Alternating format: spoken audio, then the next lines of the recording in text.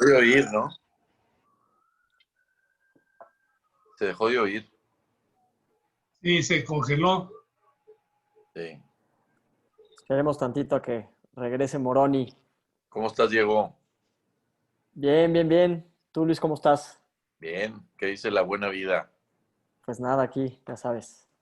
Estuve Pues, con tu hermano el otro día en una conferencia también así por Zoom. sí, pues así estamos ahora en Zoom ya. Pues de hecho, ahorita creo que ya Sí, estamos en vivo. Sí, ya, estamos subidos, bien, pero no soy a Moroni, que es el que hace la introducción, pero entiendo que ya nos han oído todos. bien. Entonces nos esperamos. Pues nos podemos ir presentando. Pues igual Toño, sí, ¿no? Para no aprovechar esperar que a la la gente está gente, ¿no? conectada. Toño, si quieres, Antonio Sánchez Díaz. Esa tú, Toño. Bueno, pues empiezo, bueno. Creo que ya está llegando. A ver, Hola, ¿qué ¿quién tal? llegó? Ya estamos al aire. Parece que hubo un problema con la conexión de Moroni. Mucho gusto. Yo soy Maru Rodríguez y pues bienvenidos. Soy parte del equipo de Sumamos. Qué alegría que estén con nosotros en este foro en el que estamos viendo la parte de educación. Pues me gustaría que se presentaran para que podamos tener esta integración y ir poco a poco conociendo al equipo que está con nosotros. Si quieres, Toño, adelante, bienvenido. Sí, como no, gracias, Manu. Bueno, yo soy Toño Sánchez Díaz de Rivera, fui presidente de Coparmex y hoy estoy como director general de vinculación en la UPAEP en Puebla. Y por eso me hacen esa invitación a estar aquí en educación. Yo creo que, y sobre todo, pues una gente que está interesada, desde luego, en este tema tan importante como en otros que atañen a nuestro país. Mucho gusto estar con ustedes y esperemos que este sea un diálogo en el que podamos efectivamente hablar todos. Mucho gusto.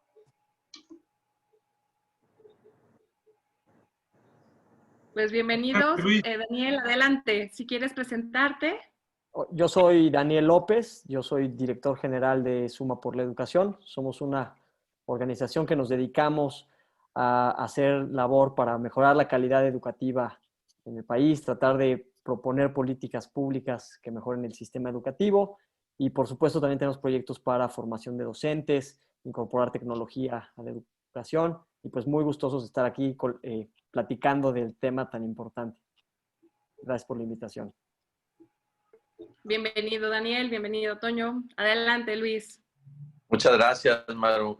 Un gusto estar aquí con ustedes. Primero que nada, bueno, espero que todos los que nos estén viendo y escuchando estén bien con sus familias, con todo esto que estamos viviendo, que se estén cuidando y que estén bien. Yo soy Luis Durán, soy presidente de la Comisión Nacional de Educación de la Coparmex y es un gusto estar aquí con ustedes, sobre todo con gente que conozco desde hace muchos años y que aprecio mucho y que respeto mucho, que saben realmente de este tema de educación.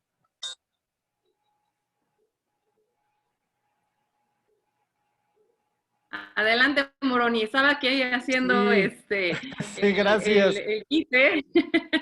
Pero bueno, los dejo con Moroni. Bienvenidos. Ya se Moroni hizo presentaron. muy bien el quite, Maro, Podíamos votar a ver quién se quedaba. Hago responsable personalmente de esto a Carlos Slim por el internet. Bueno, pues adelante, Gracias. bienvenidos y Gracias. bienvenido, Moroni. Gracias. No sé si a todos los presentaron ya. Sí. Ya nos presentamos todos, sí. Entonces ahorraremos ese paso.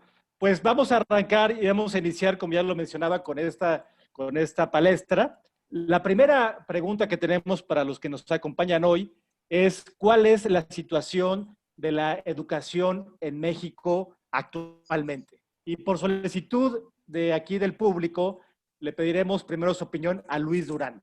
Es el tiempo de él. Gracias, muy amable. Mira, la situación de la educación en estos momentos de México es obviamente muy retadora, mucho más retadora que en otros tiempos. En México siempre hemos tenido el gran reto de la cobertura con calidad para llegar a más personas en nuestro país, pero con calidad en la educación. Ese siempre ha sido el reto. Pero ahora que estamos viviendo lo de la pandemia y que todos tenemos que estar accesando contenidos a través de las herramientas a distancia, pues sí estamos viviendo un reto que no tiene precedentes en la educación en México. Eso hace que definitivamente tengamos que pensar a futuro qué vamos a hacer para subsanar probablemente muchas de las deficiencias que estamos teniendo. Reconozco que lo que se ha hecho en materia educativa es innovador en cuanto a que, bueno, la gran mayoría de mexicanos, o una parte muy importante, no tiene internet, entonces pues se desarrollaron contenidos por televisión, inclusive por radio, para algunas comunidades indígenas que ni siquiera tienen televisión.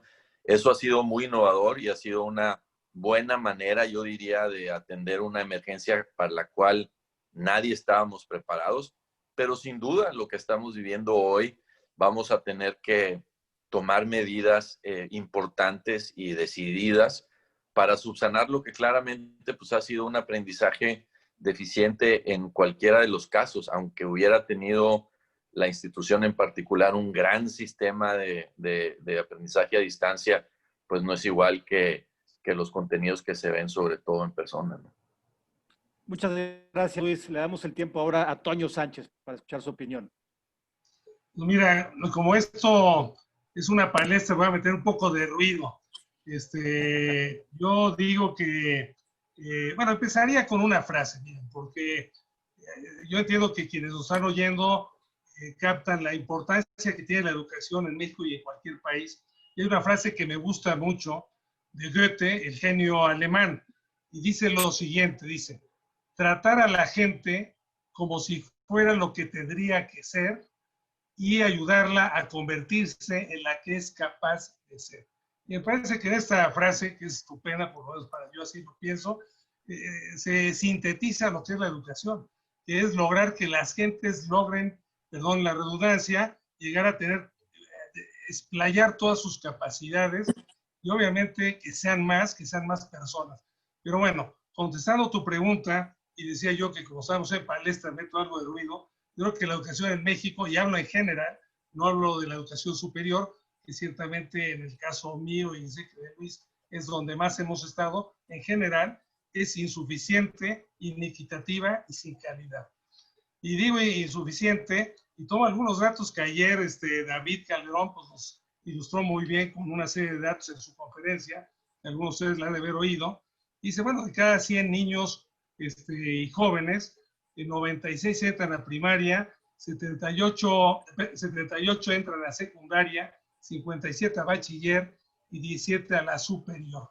Y sabemos que los que entran a la educación superior, la mitad son los que salen. De tal manera que pudiéramos hablar que alrededor de 8 de cada 100 son los que salen superior. Entonces, por eso afirmo que es insuficiente. Yo no niego los esfuerzos que se han hecho en el pasado. Sabemos que un país con más de 120 millones de personas no es fácil, pero es insuficiente. Y en el aspecto de equidad, pues bueno, ya algo, ahora decía Luis, ahora que estamos viendo la pandemia, pues vemos que hay 56%, el dato exacto, 56.4% de hogares en México que no tienen internet. De tal manera que ha sido inequitativa. Y ahorita la pandemia lo que nos ha hecho ver en el mundo y en México nos ha develado o desvelado con la situación que vivimos. Y en México vivimos una situación de inequidad que ahora se ve en esto.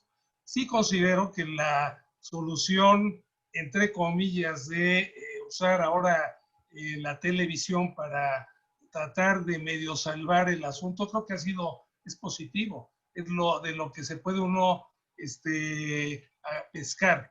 Pero me parece que tenemos que ir más allá. Ya quizá en tu última pregunta, yo iré a donde creo que tenemos que ir. Y digo que también es sin calidad, que por cierto, en este momento ya está proscrita la palabra calidad porque era del régimen anterior. Entonces ahora se habla de excelencia. El que habla de calidad no hables de calidad. Son de las cuestiones ideológicas que tenemos ahorita inconcebibles, pero bueno. Entonces, ayer también nos daba un dato David muy interesante que decía que las personas, por decir algo, más ricas de México, que por lo tanto tienen más acceso a una educación de calidad, pues están más atrasadas que las más pobres del Reino Unido, de Canadá de Estonia y de Vietnam. Entonces me parece a mí pues que ciertamente eso nos hace ver que pues sí, es una educación insuficiente, equitativa y sin calidad. Y así llegamos a la pandemia, que eso ya trae otras consecuencias y que creo que algunas positivas hemos aprendido más rápido, hemos salvado los problemas de una manera en general bastante bien, pero también con una serie de deficiencias que ahora se demuestran. Yo lo que diría, Moroni. Gracias, mi Toño. Querido Daniel, tu tiempo. Bueno, coincido tanto con Luis como con Toño. Evidentemente la pandemia lo que vino a hacer es evidenciar las carencias que ya traíamos en el sistema educativo mexicano y también en todo el mundo, ¿no? Doy algunos ejemplos, ¿no? Bueno, antes, sin embargo, representa una oportunidad. Yo sí creo que hay que tratar de verlo con una manera positiva. O sea, nos está evidenciando lo que nos hace falta, nos está obligando a movernos como país y eso puede ser una ola que si la sabemos cachar, puede ser un potencial que podamos transformar muchas cosas que estaban mal de raíz en el sistema educativo y que realmente las vamos a poder mejorar. Entonces, voy a dar algunos ejemplos. Uno, cuando vimos que la educación iba a ser a distancia, rápido, y hay que reconocerlo, el gobierno reaccionó rápido para tratar de tener contenidos disponibles, ya sea por radio, por internet, por televisión. Y entonces nos dimos cuenta que sí había un repositorio de contenidos que estaban muy, muy malos. Entonces, ¿qué fue lo que hizo el gobierno? Pues se volteó con las televisoras. Vamos a mejorar los contenidos. Entonces, aquí hay dos oportunidades que surgen. Una, pues bueno, vamos a poder tener mejores contenidos. Habíamos olvidado un poco los contenidos, vamos a generar mejores. Dos, involucrar a las televisoras en el sistema, o sea, en educación. Creo que es un gran acierto. Y entonces lo que tenemos que hacer es, no dejemos que eso se vaya, sigamos impulsando a que las televisoras sigan haciendo contenidos que sean educativos. Segundo lugar, conectividad. Ya vimos que México es un país totalmente desconectado. El hecho de que tú no tengas internet, pues va a aumentar esa brecha, porque ahora ahí están los contenidos, ¿no? Pero yo creo que el internet tenemos que verlo desde dos bandas. O sea, una, sí, tenemos que ampliar el tema de internet y la conectividad, pero dos, la conectividad no nada más es para ver contenido. Y eso yo creo que como mexicanos nos lo tenemos que quitar de la cabeza. Estamos muy acostumbrados a estar recibiendo contenido. Yo creo que ahora es momento de decir, bueno, si ya nos vamos a empezar a conectar, pues ahora hay que nosotros ser los que aportemos contenido a la red, no la red a nosotros. Entonces, el hecho de que tú te conectes quiere decir que tú también vas a poder subir tus videos, vas a poder subir textos, subir a redes sociales, generar contenido, programar, diseñar web, diseñar animaciones. Hacia ahí, o sea, si como mexicanos no volteamos a ver esa gran oportunidad, pues aunque vayamos creciendo en conectividad, vamos a seguir siendo receptores de contenido sin esa capacidad de innovar y mejorar y proponer valor. Entonces, ver la conectividad tiene que ser en un sentido de poder identificar la manera de crear contenidos. Por otro lado, obviamente, la parte de formación docente. Yo me gustaría hacer un reconocimiento a los docentes de este país, quienes pues le han entrado al tema. O sea, se dieron cuenta que hay muchas habilidades que les hacía falta, que no las vieron en las normales. O sea, imagínense que tú eres un maestro de 20 años, estudiaste en la normal, y ahora te dicen que tienes que usar el Classroom para dar clases. Pues eso no lo vi en la normal, eso no tomé nunca un curso, nada de eso. Entonces, lo que nos hace ver la pandemia es la importancia de la actualización constante y de la profesionalización de los docentes. Entonces, creo que son cosas que tenemos que saber identificar. Y por último, para cerrar esta intervención, creo que el reto más grande que tenemos que ver es justo la inequidad. Muchas personas se están quedando fuera de clase. O sea, ya tenemos un problema de abandono, va a crecer. Teníamos un problema de cobertura resuelto en básica, no en media superior, va a crecer. ¿Y eso qué va a generar? Inequidades. Personas que están dejando de desarrollar talentos para poder ser la mejor versión de ellos mismos y a través de la mejor versión de ellos mismos poderse insertar en el sector productivo. Le estamos quitando las oportunidades a las personas al no desarrollar sus talentos. Entonces, creo que ese es el mayor reto que vamos a tener como sociedad y, por supuesto, en cada rincón del país, incluyendo Puebla. Gracias, Luis. Pues miren, escuchándolos, quiero poner una pregunta que no estaba en el guión. Perdón por agarrarlos por sorpresa, pero es parte del chiste de una palestra. Pero hablando de todo esto que estamos viviendo actualmente, como ustedes saben, el gobierno mexicano, bueno, vía obviamente el Congreso Federal, hizo hace algún tiempo un nuevo cambio, para no decirle reforma, porque la palabra reforma ahora ya es una palabra inmencionable en este contexto. Entonces, hubo un nuevo cambio constitucional en México. Y hablando de eso, mi pregunta sería, este cambio que hubo en la Constitución mexicana en el tema educativo, ¿es el cambio adecuado para esta nueva realidad que estamos enfrentando hoy en la educación y que seguiremos enfrentando en los próximos meses y años? ¿Es realmente eso? ¿O qué se requeriría hacer? ¿O qué haríamos, pues, para que estuviéramos actualizados en caso de que no sea así? Y vamos a preguntarle ahora sí a Toño, que está aquí a la derecha y que tiene ganas de responder, qué le parece a él y qué piensa de esta pregunta. Mira, yo retomaría un poco lo que dijo Daniel y luego contesto tu pregunta, en el sentido que, claro, como toda crisis hay oportunidades, ¿verdad? Ya lo decían los chinos y muchos lo han dicho, y creo que hay que verlo así. Yo digo que siempre hay que hacer judo a los problemas y a las cosas, no usar la fuerza que viene en contra a tu favor, y eso me parece bien. Yo felicitaría no solo a los maestros, que está bien que desde luego, sino a los padres de familia. Ya el otro día mi hija me decía, oye, papá, van a dar un certificado de maestra de primaria, después de estar en un hospital COVID, llega a la casa a atender a sus hijos, y bueno, también, ¿verdad? Bueno, ahí se ve la importancia de los padres de familia en la educación, que hay tendencias y hay algunas gentes que dicen no tiene que ser el Estado el que eduque a los hijos, no, el derecho es primero de los papás. Y luego, lo que me parece, hablando de maestros, que ciertamente tienen un gran mérito, es que hay que capacitar, y me adelanto a las propuestas, formar a formadores. Y yo te quiero decir que el presupuesto de este año en relación al anterior se redujo en más de 37% de capacitación a los docentes. Entonces me parece ahí que esa oportunidad de la que se está hablando tiene que entrarle el gobierno y en lugar de estar pensando cómo volver a esa normalidad, tiene que irse un paso más adelante y a invertir en lugar de otras cosas, cambiar prioridades, invertir en esa conectividad. Y referente a la ley, pues mira, la ley me parece que tiene ambigüedades. Aquí en Puebla se armó un escándalo por esa ley, pero es una ley que venía de la federal, que se aprobó el año pasado, y que nos parece a nosotros que tiene que tener mayor certeza. Ahí Luis la estudió muy bien, y además ahí como Coparmex se entró con mucha fuerza al respecto, ya ahondará en el asunto. Entonces, hay algunas exigencias, el 5% de becas, pero además tiene que decir por dónde y por programa. Hay, en fin, algunas cuestiones que consideramos que es una injerencia del Estado en la educación. Y la educación cada vez tiene que ser más libre. Hay los libros de texto, por ejemplo, me remito ahí, estamos hablando de la educación en general, que bueno que se dieron en función de la inequidad, que hay escuelas que no podían tenerlos, pero no tiene que ser único. Yo creo que precisamente una sociedad que la que estamos viviendo tiene que haber una pluralidad en ese sentido. Entonces, en el caso concreto de Puebla, nos pareció fatal como se hizo, porque en una semana en Fast Track se aprobó esa ley.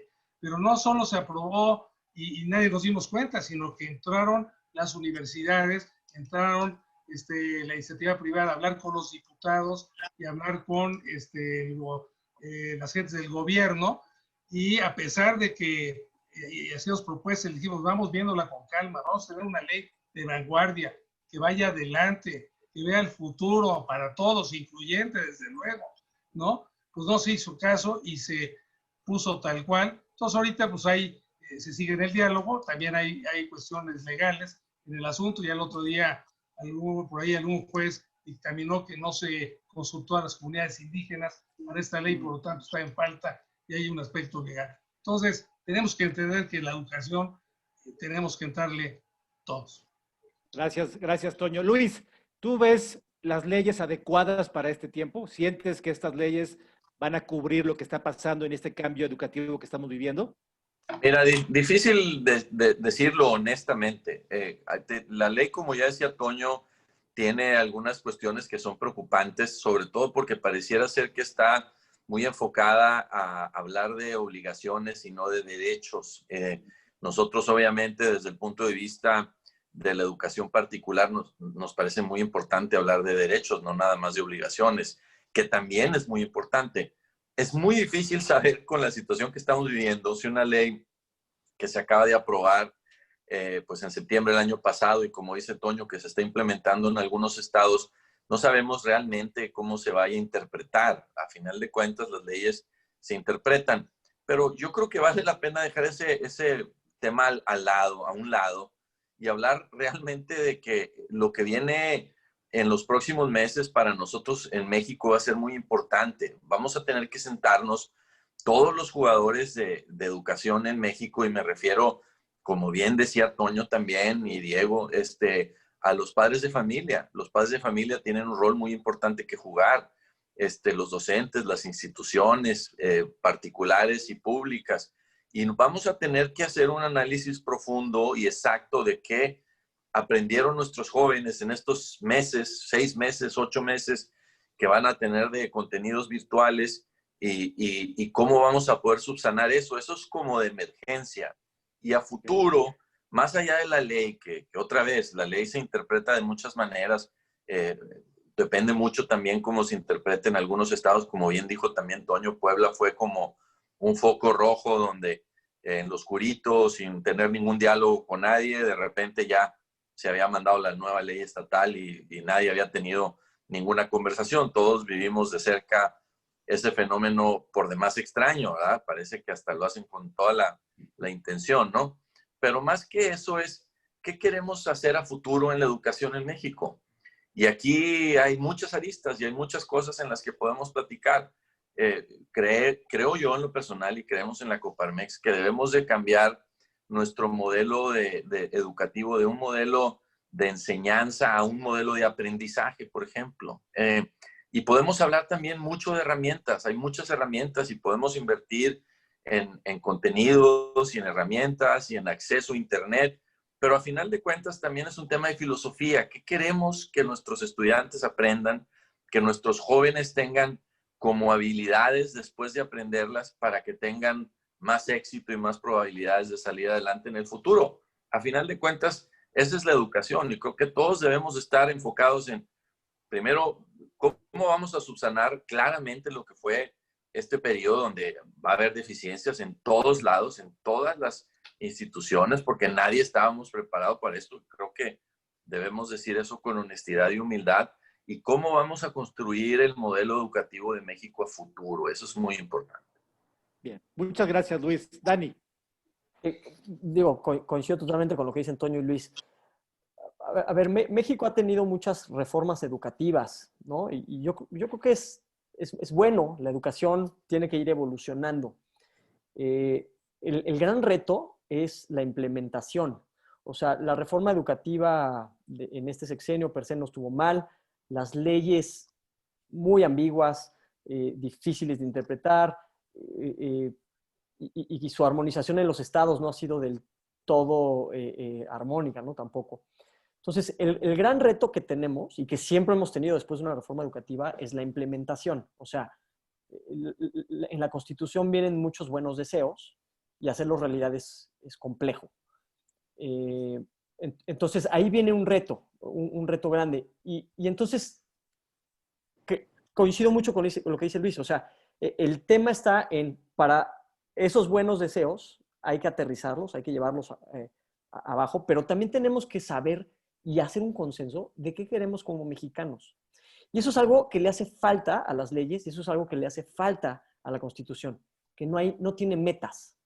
No tiene metas claras de a qué punto queremos llegar. O sea, sí, queremos una educación de excelencia, pero ¿qué es eso? ¿Cómo la mides? ¿Dónde vas a llegar para decir, ya llegué a la educación de excelencia? Entonces, hay un ejemplo que a mí me gusta mucho compartir, que es lo que hicieron en Brasil. En Brasil, los empresarios se dieron cuenta de este reto que, pues, igual que en muchos países a veces sucede, no hay metas claras. Y ellos hicieron un movimiento que se llama Todos pela Educação, que es el equivalente a Todos por la Educación. Entonces hicieron un consenso, empresarios, organismos de la sociedad civil, académicos y gobierno, donde fijaron metas en común, de decir, a ver, ¿qué queremos? 5 metas. Pues bueno, queremos todos los alumnos en educación básica, queremos todos los alumnos terminen educación superior, queremos mejorar la conectividad. O sea, pusieron ellos sus metas y en ese consenso fueron avanzando, o sea, pues van a ir avanzando como país, van a ir dando pasos al frente. Y la idea es que esas metas puedan ser transeccionales, porque si no, el siguiente sexenio, el siguiente gobierno, va a venir otra persona con otra idea a decir todo lo que había no sirve, yo tengo la verdad última, ¿no? Entonces, creo que si nosotros como sociedad civil podemos fijar una meta en conjunto con gobierno, con sociedad civil, con maestros, con padres de familia, con estudiantes, donde fijemos todos a dónde queremos, qué metas queremos, podemos trascender más allá de la propia Constitución. Entonces, realmente vamos a alinear a la Constitución a que tenga leyes que nos ayuden a llegar a las metas. Pero el problema está en que ahorita no hay metas claras. Esta pandemia es una oportunidad para hacer esa reflexión. ¿Dónde, o sea, después de la pandemia, dónde queremos llegar? ¿Cómo vamos a salir adelante, pero con una visión de aquí a 15 años? Entonces, creo que ese puede ser un reto y que a lo mejor, pues en Puebla pudiera ser el primer estado que pudiéramos trabajar algo donde fijemos metas para el estado en cuanto al logro de aprendizaje, en cuanto a cobertura, en cuanto a inclusión educativa, en cuanto a evaluación, en cuanto a docentes, capacidades docentes. O sea, puede haber muchas metas que se pueden construir en conjunto y que, pues lejos, ya tenemos un país muy dividido, muy separado. Las metas a lo mejor nos pudieran unir a todos trabajar en conjunto. Gracias, Dani. Tomando tu buena participación y este buen comentario que estás haciendo y centrándolo en las preguntas que les enviamos a ustedes para este ejercicio, ¿cuáles serían otras acciones que podríamos implementar en los estados, en particular en Puebla, si lo quieren también comentar así, para lograr esa verdadera y medible excelencia educativa que estamos buscando? Para esa pregunta le pasamos el tiempo a Toño Sánchez para esta respuesta. Gracias, Moroni. Bueno, retomando un poco lo que dice Dani, estamos de acuerdo en lo que Luis dijo también, centrémonos en lo de fondo, centrémonos a largo plazo. Bueno, aquí hubo la desaparición del Instituto Nacional de Evaluación Educativa y ya hay datos que no tenemos desde hace 2 años. Y era de mucha utilidad precisamente pues, para ir evaluando cómo vamos. Desgraciadamente en este gobierno pues, están desapareciendo los datos o se tienen otros datos. Y eso es muy grave para el país, muy grave para Puebla. Me parece estupendo eso de ir fijando metas. Y yo creo que lo que hay que hacer, y comentaba el caso de Brasil, Dani, es una gran alianza por la educación, donde entre padres de familia, entre las instituciones educativas, entre la iniciativa privada, porque además también la educación, cada vez tenemos que ligarla más a la vida real, tenemos que ligar más a la vida productiva también. Y ahí me meto en otro tema que a veces dejamos de lado, que es la educación técnica, la educación dual. Aquí en Puebla tenemos la industria automotriz, hemos impulsado desde, bueno, ahí ya desde Coparmex y también nos metimos de alguna manera en la universidad que ahora represento, pero no ha sido todavía lo suficiente. Y entonces tenemos que entrarle por ese lado. Y sí, ir mejorar. Cuando dije al principio que nos falta calidad en la educación, pues sobre todo es que hay muchas diferencias. Desde luego hay instituciones de una gran calidad. Aquí en Puebla está el consorcio universitario, cuyas universidades que pertenecen a él o que están en él o que se coordinan con esto, pues son de una gran calidad. Y ahí hay otro tema que me parece que es importante dejar en la mesa, ya hablando de educación superior, y es pues todas aquellas universidades que se llaman que son de absorción. Y ahí en esas de absorción entran algunas de las que a veces decimos, no quiero ser peyorativo, patito.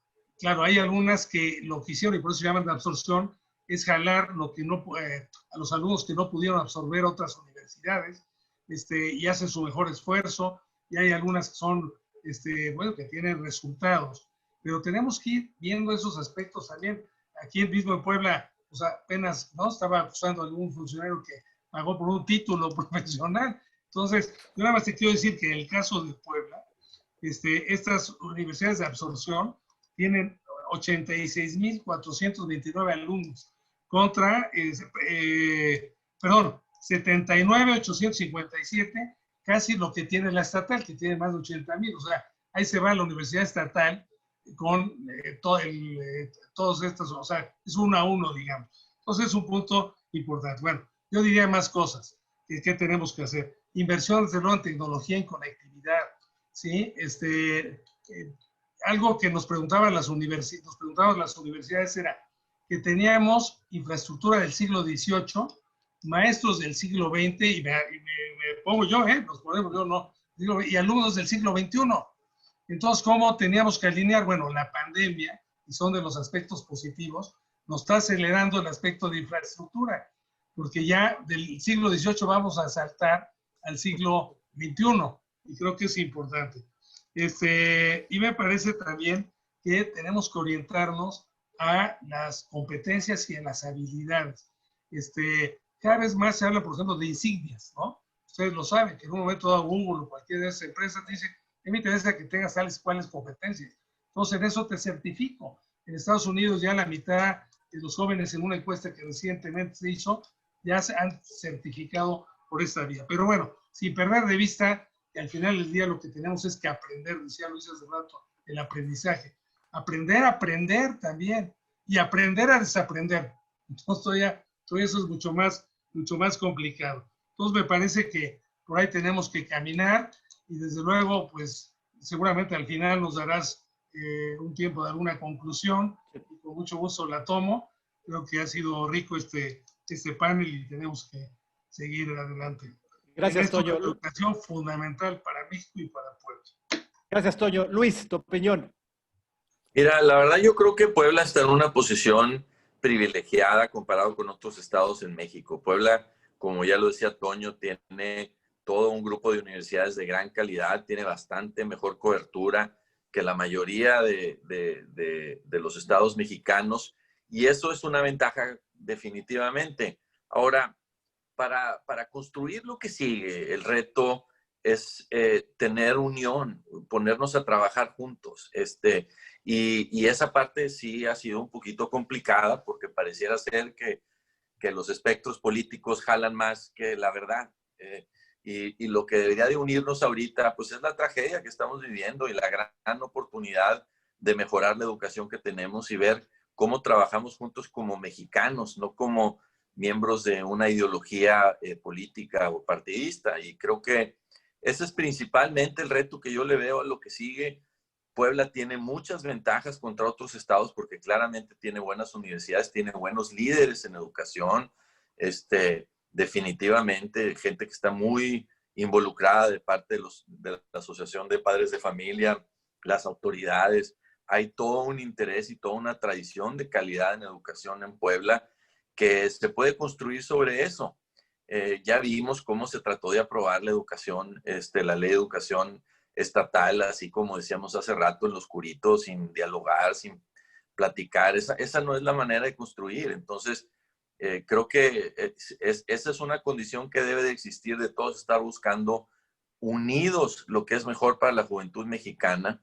Y sin duda a mí me parece que Puebla tiene mucho que contribuir a eso por todas las ventajas que ha construido durante muchos años y que debemos dejar al lado las ideologías y estar pensando qué es la verdad con datos, medir lo que tenemos que lograr en educación en Puebla y en cualquier otro lado. Lo que no se mide no se logra, y si lo hacemos y sobre todo si trabajamos unidos en favor de la excelencia, como decía Toño, ya la palabra calidad tiene todas esas antecedentes que a algunas personas no les gustan, llamémosle como queramos, pero los jóvenes mexicanos tienen que aprender ciertas habilidades que nosotros tenemos que decidir cómo se las vamos a dar, y en función de eso, todos trabajando en esa misma dirección, lo vamos a poder lograr. Eso es lo que yo creo, pero sí tenemos que sentarnos a trabajar juntos. No funciona cuando las cosas se hacen en lo oscurito, desde un punto de vista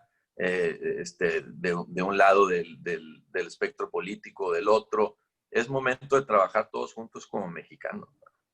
Luis, muchas gracias por tu opinión. Dani, ¿algo que agregar a esta idea que iniciaste tú? Claro, a ver, yo creo que el gran reto que va a haber en Puebla y en todos los estados del país va a ser el desempleo.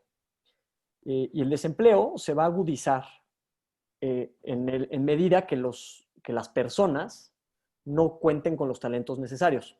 O sea, de por sí ya traíamos un problema de las industrias del futuro, que cada vez van a requerir que las personas tengan un mayor nivel de talento para poderse insertar en el sector productivo. O sea, pensemos de aquí a 10, 15 años. Va a haber drones que te van a repartir tu comida y tu delivery en tu casa. Va a haber Ubers que se van a manejar de manera automática. Va a haber impresoras 3D, ¿no? ¿Y quién va a estar atrás de esas industrias? Pues tiene que ser el talento. Y entonces ese talento requiere de nuevas habilidades, requiere de aprender a aprender, que ya lo mencionaron, requiere de subir la base de talento de manera dramática. Con la pandemia eso se ve complicado, porque mucha gente no está teniendo acceso ni siquiera a la educación. Entonces, yo creo que lo que tendría que hacer Puebla es voltear a ver a países que sí han logrado dar ciertos pasos adelante en ese tema, ¿no? Entonces, por ejemplo, el caso de Singapur a mí me encanta. Singapur hizo algo muy interesante. El gobierno de Singapur se gastó gran cantidad de dinero en mapear cada puesto de trabajo de las diferentes industrias que el país tenía. Y a la hora de mapearlo, pudieron identificar qué competencias requieren para cada puesto de trabajo en específico. Entonces, cuando tú generas ese marco de competencias, tú ya sabes qué habilidades tienes que desarrollar. Y se enfocaron, por supuesto, en las industrias del futuro. Entonces, si aquí vamos con la industria automotriz, si aquí vamos con la industria ecoturística en el norte, en la Sierra Norte poblana, si nos vamos con la industria de agricultura, ahí por la zona de Cuetzalan, y empezamos a mapear todos los puestos de trabajo de las principales industrias poblanas. Y entonces, una vez que las tienes mapeadas, te puedes voltear con las universidades, te puedes voltear con los centros de educación técnica, te puedes voltear con las secundarias, con las primarias, y empezar a ir cambiando tus programas educativos, empezar a irlos alineando. Como decía Toño, parte del modelo educativo a nivel mundial va a estar basado en certificación de competencias. Poníamos el ejemplo de los maestros, ¿no? O sea, yo estudié en la normal, pero no tuve Classroom. Bueno, si existiera un mapeo de ahora, las nuevas competencias docentes cuáles son, y dentro de esas existe que tienes que saber Classroom, pues entonces tú te puedes certificar en Classroom. Pero es un trabajo titánico donde tenemos que empezar a mapear cuáles son las industrias, cuáles son los puestos de trabajo, qué habilidades se requieren, y por otro lado empezar a combinarlo y empezar a hacer que la industria y el sector educativo se empiecen a hablar. No es fácil, pero países como Singapur lo han hecho. Y eso, en términos prácticos, ¿dónde empezaría yo? En Puebla, creando un consejo para la empleabilidad, donde estuviera el gobierno, donde estuviera las cámaras empresariales como Coparmex, donde estuvieran todas las redes de universidades públicas y privadas, donde estuvieran las universidades técnicas, y realmente empezáramos a hablarnos. Hay cosas muy buenas, está el modelo dual, o sea, hay esfuerzos que se han realizado, pero creo que es momento de pensar más allá, pensar en lo macro y pensar cómo la región poblana puede realmente integrarse en un ecosistema de talento, que se hable educación con escuela y que realmente estemos enfocados en cada individuo, desarrollar, y voy a cerrar con algo relacionado con lo que dijo Toño. Lo que queremos es crear de los poblanos la mejor versión de cada uno de ellos. Ahí queremos llegar, ¿no? Que es más o menos lo que decía este autor alemán. Entonces, pues, ¿cómo lo podemos lograr? O sea, hay que hacer un pensamiento, hay que hacer un cambio sistémico de todo esto. Y Dani, muchas gracias. Gracias a todos por sus opiniones. Se está poniendo muy buena la palestra, pero el tiempo nos está ganando otra vez. Entonces, tendremos que finalizar, pero la verdad es que se está poniendo muy interesante esto. Vamos a pedirles para finalizar un comentario de 2 minutos con sus últimas ideas que quieran aportar a esta palestra. Y vamos a arrancar nuevamente por Toño Sánchez. Mira, ahorita lo que decía Dani, de las normales, por ejemplo, tienen que abrirse también. Pero bueno, hay una frase de William Gibson que dice que el futuro ya está aquí. El problema es que está mal distribuido. Entonces, lo que tenemos que buscar. Pues mira, yo terminaría diciendo que hay que educar, sí, para el trabajo, pero para el trabajo futuro. Sí, hay que educar para la vida, pero para la vida plena. Nunca hay que perder el aspecto humanista. Hay que educar, sí, para transformar a la sociedad. Al fin del día, buscar el bien común. La educación es un bien común. Hay que buscar ese bien común. Y en esta sociedad de tanta información, hay que educar ciertamente del criterio. Hay que educar en tener un pensamiento crítico para que sea una sociedad del conocimiento. A fin de cuentas, pues hay que educar como personas a las personas, y en eso estamos abocados, y hay que hacer esa gran alianza para Puebla, y bueno, yo le tomo la palabra, me falta que los demás sectores se la tomen a Daniel, de hacer ese comité de claridad, pero sí le hablaría yo de una gran alianza poblana para la educación. Gracias, Moroni, gracias a todos ustedes, me dio gusto compartir con ustedes este panel. Gracias, Toño. Dani, tu comentario final. Pues gracias, Toño, y nos sumamos también a organizarlo. No crees que nada más damos ideas y luego nos echamos para atrás. A ver, pues sin duda la educación es el motor, ¿no? de todo lo que queremos lograr.